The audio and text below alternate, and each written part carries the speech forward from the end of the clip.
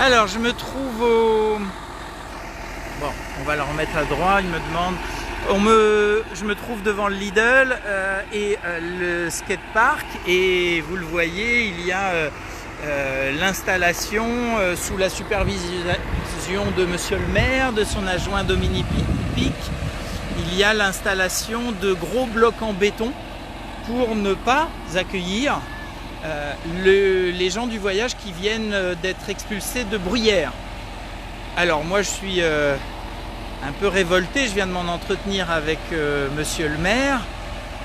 Je considère qu'il y a des façons intelligentes en effet d'accueillir des gens du voyage, et que s'ils viennent d'être expulsés, ils cherchent évidemment un endroit où se rassembler. Ce sont a priori les mêmes que l'an dernier, des évangélistes qui, en gros, une religion chrétienne qui cherche à faire ses rassemblements estivaux dans toute la France, et qui, avec une centaine de caravanes, souhaitent tenir des messes, chanter, etc. Et là, on leur interdit l'accès à une aire qui, certes, n'est pas celle qui est prévue pour ça, je l'admets volontiers, mais l'an dernier ça s'était très bien passé. Nathalie Groux malheureusement avait fait un accueil un peu comparable, elle avait mis sa voiture, elle avait appelé les gendarmes, il y avait les gendarmes il y a 10 minutes là, mais elle n'avait pas réussi à empêcher l'installation de ces familles, et ma foi, avec Bon Mot en commun, nous étions venus.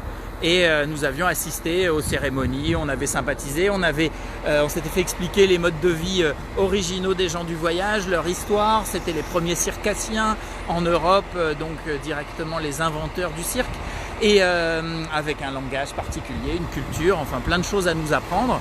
Et à l'issue d'une semaine, malgré tout un tas de pression sur eux, ils étaient gentiment partis en proposant de payer l'électricité qu'ils avaient pompée, faute de se l'être fait accorder moyennant rétribution. Ils étaient prêts à payer les factures, sauf que Nathalie Groux se refusait à toute installation de cette population et excitait un petit peu les haines. Et malheureusement, je constate que Jean-Michel Aparicio, qui m'a tenu un discours plus ouvert, malheureusement reproduit ce qui n'est pas du tout l'accueil. Alors il me disait qu'un autre terrain pouvait être viabilisé pour accueillir cette population l'an prochain, d'accord, mais il ne voulait pas leur en parler. Alors si l'on ne leur en parle pas, mais qu'on prévoit de les mettre tout au bout de Beaumont, comment vont-ils le découvrir ?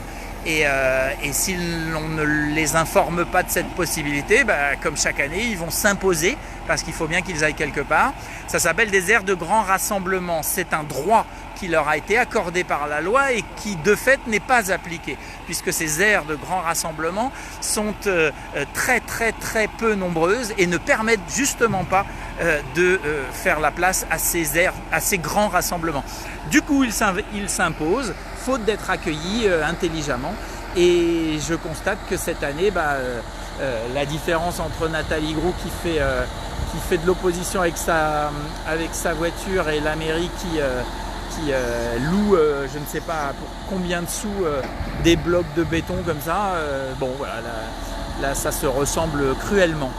Voilà, je vous laisse réfléchir à tout ça. À bientôt.